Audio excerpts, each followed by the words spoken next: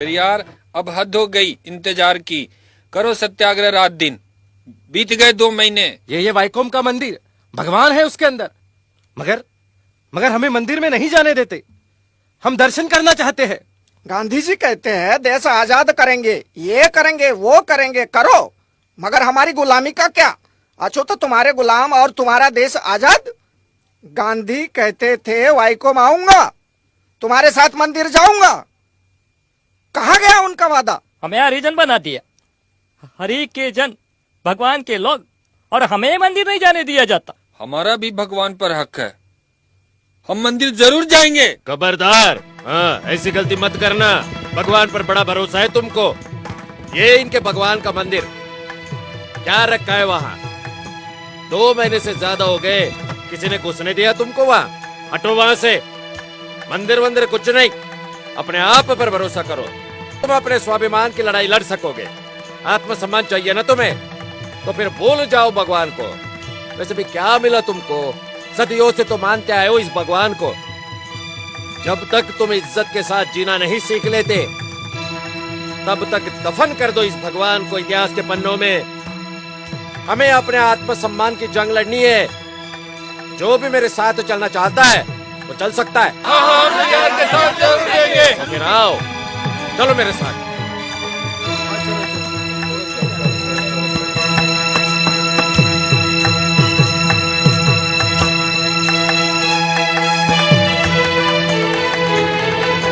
પેરિયાર રામાસામીનું પ્રારંભિક જીવન.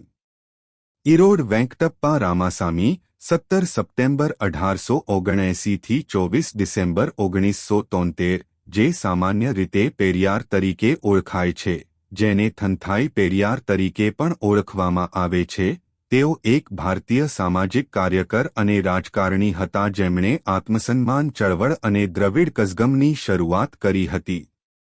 તેમને દ્રવિડ ચળવળના પિતા તરીકે ઓળખવામાં આવે છે. તેમણે તામિલનાડુમાં બ્રાહ્મણવાદી વર્ચસ્વ, જાતિના વ્યાપ અને મહિલા દમન સામે અનુકરણીય કાર્યો કર્યા છે. વી રામાસામી 1919માં ભારતીય રાષ્ટ્રીય કોંગ્રેસમાં જોડાયા, પરંતુ 1925માં જ્યારે તેમને લાગ્યું કે પાર્ટી ફક્ત બ્રાહ્મણોના હિતોની સેવા કરી રહી છે, ત્યારે તેમણે રાજીનામું આપ્યું હતું. તેમણે બિનબ્રાહ્મણ દ્રવિડના પરાધીન થવા પર સવાલ ઉઠાવ્યા હતા કારણ કે બ્રાહ્મણો બિનબ્રાહ્મણો પાસેથી ભેટો અને દાન મેળવતા હતા, પરંતુ સાંસ્કૃતિક અને ધાર્મિક બાબતોમાં બિનબ્રાહ્મણોનો વિરોધ અને ભેદભાવ કરતા હતા. 1924માં વી રામાસામીએ કેરળના વૈકોમમાં અહિંસક આંદોલન સત્યાગ્રહમાં ભાગ લીધો હતો. 1929 થી 1932 સુધી રામાસામીએ બ્રિટિશ મલાયા, યુરોપ અને રશિયાનો પ્રવાસ કર્યો હતો, જેનો તેમનો પ્રભાવ હતો. કેવી રીતે? 1939માં વી રામાસામી જસ્ટિસ પાર્ટીના વડા બન્યા અને 1944માં તેમણે તેનું નામ બદલીને દ્રવિડ કઝગમ રાખ્યું. સ્વાભિમાનની ચળવળ ચાલુ રાખતી વખતે તેમણે સ્વતંત્ર દ્રવિડ નાડુ, દ્રવિડની ભૂમિની હિમાયત કરી હતી. વી રામાસામીએ રેશનાલિઝમ, સ્વાભિમાન, સ્ત્રીઓના અધિકારો અને જાતિનાબૂદીના સિદ્ધાંતોને પ્રોત્સાહન આપ્યું. તેમણે દક્ષિણ ભારતના બિનબ્રાહ્મણ દ્રવિડ લોકોના શોષણ અને હાંસિયામાં ધકેલવાનો અને ઇન્ડો-આર્યન ભારત માનતા તેને લાદવાનો વિરોધ કર્યો. ઇરોડ વેંકટ રામાસામીનો જન્મ 17 સપ્ટેમ્બર 1879ના રોજ ઇરોડમાં થયો હતો, જે તે સમયે મદ્રાસ પ્રેસિડેન્સીના કોઇમ્બતુર જિલ્લાનો એક ભાગ હતો. વી રામાસામીના પિતા વેંકટપ્પા નાયકર અથવા વેંકટ અને તેમની માતાનું નામ ચિન્નાથી મુથમ્મલ હતું. તેમને કૃષ્ણસ્વામી નામનો એક મોટો ભાઈ અને કન્નમ્મા અને પોન્નુથોય નામની 2 બહેનો હતી. પાછળથી તેઓ તમિલમાં પેરિયાર તરીકે ઓળખાયા, જેનો અર્થ થાય છે આદરણીય વ્યક્તિ અથવા વડી. વી રામાસામીએ 19 વર્ષની ઉંમરે લગ્ન કર્યા હતા અને તેમને એક પુત્રી હતી જે માતૃમહિના જીવી હતી. 1933માં તેમની પ્રથમ પત્ની નાગમ્મઈનું અવસાન થયું હતું. વી રામાસામીએ જુલાઈ 1948માં બીજા લગ્ન કર્યા. 1973માં તેમના મૃત્યુ પછી તેમની બીજી પત્ની મણ્યમ્મયે વી રામાસામીનું સામાજિક કાર્ય ચાલુ રાખ્યું હતું, પરંતુ તે સમયે તેમના વિચારો અને વિચારોની હિમાયત દ્રવિડ કઝગમ દ્વારા કરવામાં આવી હતી. 1929માં વી રામાસામીએ ચેંગલપટ્ટુની પ્રથમ પ્રાંતીય આત્મસન્માન પરિષદમાં તેમના નામમાંથી નાયકરનું જાતિનું શીર્ષક નાયકર કાઢી નાખવાની જાહેરાત કરી હતી. તેઓ 3 દ્રવિડી ભાષાઓ બોલી શકતા હતા: કન્નડ, તેલુગુ અને તમિલ. પેરિયારે 5 વર્ષ સુધી શાળામાં અભ્યાસ કર્યો હતો. ત્યારબાદ તેઓ 12 વર્ષની ઉંમરે તેમના પિતાના વ્યવસાયમાં જોડાયા હતા. તેઓ તમિલ વૈષ્ણવ ગુરુઓને સાંભળતા હતા, જેમણે તેમના પિતાની આતિથ્યનો આનંદ માણતા તેમના ઘરમાં પ્રવચનો આપ્યા હતા. નાની ઉંમરે તેમણે હિન્દુ પૌરાણિક કથાઓના સ્પષ્ટ વિરોધાભાસ પર સવાલ ઉઠાવવાનું શરૂ કર્યું. જેમ જેમ પેરિયાર મોટા થતા ગયા તેમને લાગ્યું કે લોકો નિર્દોષ લોકોને છેતરવા માટે ધર્મનો માત્ર મહોરું તરીકે ઉપયોગ કરે છે અને તેથી લોકોને અંધશ્રદ્ધા અને પૂજારીઓ સામે ચેતવણી આપવી એ જીવનની એક ફરજ તરીકે લીધું હતું. વી રામાસામીના પિતાએ જ્યારે તેઓ 19 વર્ષના હતા ત્યારે તેમના લગ્નની વ્યવસ્થા કરી હતી. કન્યા નાગમ્માઈ માત્ર 13 વર્ષની હતી. ગોઠવાયેલા લગ્ન હોવા છતાં પેરિયાર અને નાગમ્માઈ પહેલાથી જ એકબીજાના પ્રેમમાં હતા. નાગમ્મઈએ તેમના પતિને તેમની પછીની જાહેર પ્રવૃત્તિઓ અને આંદોલનોમાં સક્રિયપણે ટેકો આપ્યો હતો. તેમના લગ્નના 2 વર્ષ પછી તેમને એક પુત્રીનો જન્મ થયો. જો કે જ્યારે તે 5 મહિનાની હતી ત્યારે તેમની પુત્રીનું અવસાન થયું. આ દંપતીને વધુ બાળકો ન હતા. ઈરોડ વેંકટ રામાસામી પેરિયાર કોણ હતા? ઈરોડ વેંકટ રામાસામી પેરિયારનો જન્મ 1879માં એક કન્નડ ઉદ્યોગપતિને ત્યાં મદ્રાસ પ્રેસિડેન્સી તરીકે ઓળખવામાં આવતો હતો અને બાદમાં તેઓ તેમના પિતાના વ્યવસાયમાં જોડાયા હતા.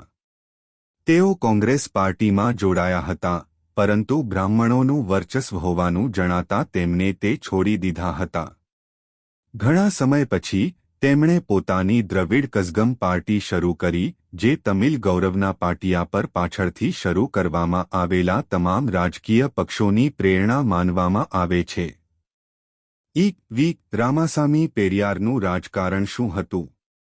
પેરિયારનો વિચાર, ફિલસૂફી અને ક્રિયા બ્રાહ્મણવાદ સામેના તેમના વિરોધની આસપાસ ફરતી હતી. તેમણે કહ્યું કે બ્રાહ્મણોએ તેમના ધાર્મિક સિદ્ધાંતો અને પ્રથાઓ દ્વારા અન્ય તમામ જાતિઓ પર પ્રભુત્વ મેળવ્યું હતું. તેમણે રેશનાલિઝમની પ્રશંસા કરી હતી અને હિન્દુ ધર્મને અંધશ્રદ્ધાળુ ગણાવ્યો હતો. જો કે તેઓ તમિલ સંત તિરુવલ્લુવરના વિચારોમાં માનતા હતા અને તેથી એક નિરાકાર ભગવાનના વિચારમાં વિશ્વાસ રાખતા હતા. તેમણે ઇસ્લામ અને ખ્રિસ્તી ધર્મમાં ધર્માંતરણને નીચલી જાતિઓ માટે બ્રાહ્મણ દમનથી બચવાના માર્ગ તરીકે શોધી કાઢ્યું, કારણ કે તેઓ વિચારતા હતા કે આ બંને ધર્મોએ હિન્દુ ધર્મ કરતાં વધુ સારા સમાજની રચના કરી છે.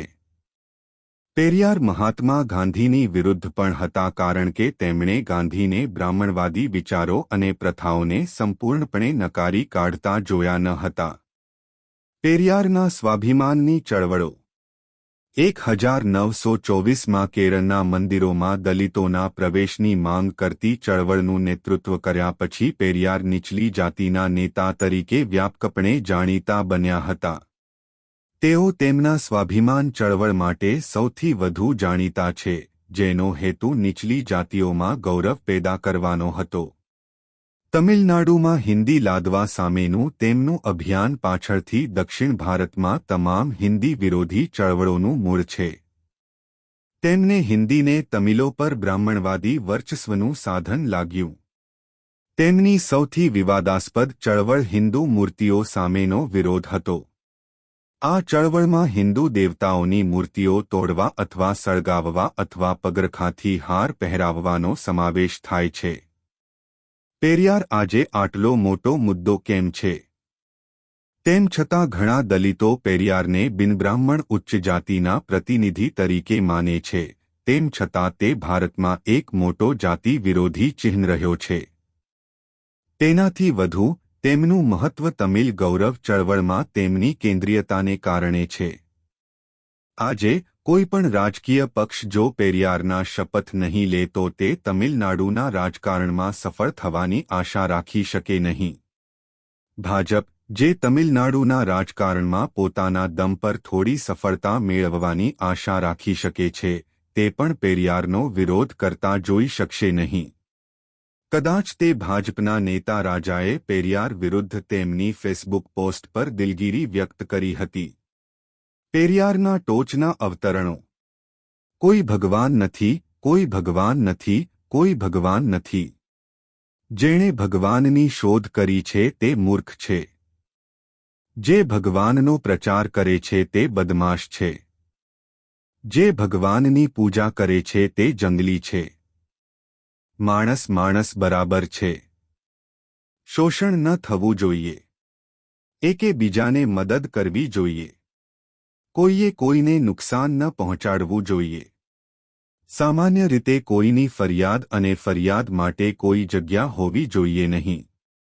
દરેક વ્યક્તિએ રાષ્ટ્રીય ભાવના સાથે જીવવું જોઈએ અને બીજાને જીવવા દેવો જોઈએ. પુરુષ સ્ત્રીને પોતાની મિલકત તરીકે ગણે છે, પોતાની જેમ લાગણીઓ માટે સક્ષમ નથી. જમીનદારો નોકરો સાથે જે રીતે વર્તન કરે છે અને ઉચ્ચ જાતિના લોકો નીચલી જાતિ સાથે જે રીતે વર્તન કરે છે તેના કરતાં પણ પુરુષ સ્ત્રીઓ સાથે જે રીતે વર્તે છે તે વધુ ખરાબ છે.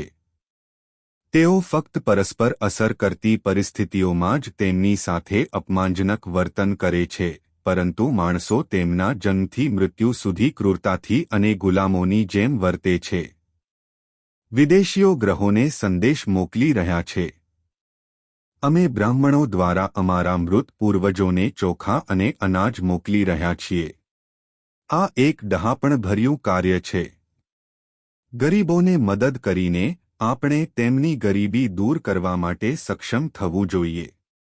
પરંતુ અહીં એકને અને ત્યાં એકને ખોરાક પૂરો પાડવાના રૂપમાં મદદ કરવાથી ગરીબી દૂર થશે નહીં. કોઈ ભગવાન નથી. જેણે ભગવાનનું સર્જન કર્યું તે મૂર્ખ હતો, જે પોતાનું નામ ફેલાવે છે તે બદમાશ છે અને જે તેની પૂજા કરે છે તે જંગલી છે. શુદ્ર શબ્દ જેનો અર્થ થાય છે વેશ્યાનો પુત્ર પરલોકના ઇતિહાસમાં પણ સ્થાન ન મળવું જોઈએ. અમે તેને સ્થાન નહીં મળવા દઈએ. હું ઈચ્છું છું કે બ્રાહ્મણોને સમજવું જોઈએ કે દ્રવિડ પ્રજા આજે એવા લોકોને ખૂબ ધિક્કારે છે જેમણે ચાલાકીથી તેમની સાથે છેતરપિંડી કરી છે. તેઓ હવે મૂર્ખતા ફેલાવીને આજીવિકા ચલાવતા ચોક્કસ સમુદાય વિશે જાગૃત છે. લોકો ભગવાન, ધર્મ, જ્ઞાતિ, પુરાણો વગેરેને ધિક્કારવા લાગ્યા છે. જ્યારે બધા માણસો સમાન તરીકે જન્મે છે, ત્યારે બ્રાહ્મણો એકલા જ સર્વોચ્ચ છે અને બીજા બધા પર્યા, અસ્પૃશ્યો અથવા પંચમ જેવા નીચા છે એમ કહેવું એ સંપૂર્ણ મૂર્ખતા છે. આવું કહેવું બદમાશ છે. તે આપણા પર રમાયેલી એક મોટી છેતરપિંડી છે. જેઓ નિઃસ્વાર્થ જાહેર સેવા કરે છે અને જેઓ કોઈ વળતરની અપેક્ષા રાખ્યા વિના સેવા આપે છે, તેમની સંખ્યા વધવી જોઈએ. તેમના અદ્ભુત ગુણો મોટા પાયે લોકોને માર્ગ બતાવવા જોઈએ. તેમનું જીવન એ બતાવવા માટે એક મોડેલ હશે કે માણસે જાહેર જીવનમાં પોતાને કેવી રીતે વર્તવું જોઈએ. આપણી સ્ત્રીઓ મોટે ભાગે કલાક્ષેપમાં હાજરી આપે છે, તેથી તેઓ બ્રાહ્મણોના ખોટા અને કાલ્પનિક પ્રચારથી અંધશ્રદ્ધાઓ, અંધ માન્યતાઓ અને અનૈતિકતાનો શિકાર બન્યા છે. નરને પોતાની મરજી મુજબ ભટકવાનો અધિકાર છે. તેને ગમે તેટલી છોકરીઓ સાથે લગ્ન કરવાનો અધિકાર છે. આ પ્રથાને કારણે વેશ્યાવૃત્તિ થઈ છે. મૂડીવાદીઓ મશીનરીઓ પર નિયંત્રણ રાખે છે. તેનાથી મજૂરો માટે મુશ્કેલી ઊભી થાય છે. પરિણામે રેશનાલિઝમ, જેણે બધા માટે શાંતિપૂર્ણ જીવન માટે માર્ગ દોરી જાય છે, તેના પરિણામે પ્રભાવશાળી શક્તિઓને કારણે ગરીબી અને લોકોની ચિંતા થઈ છે. જે લોકો હજી પણ બ્રાહ્મણો માને છે તેઓએ બદલાતા સમયની ગંભીરતાથી નોંધ લેવી જોઈએ અને જાગૃત જીવન જીવવાનું શરૂ કરવું જોઈએ.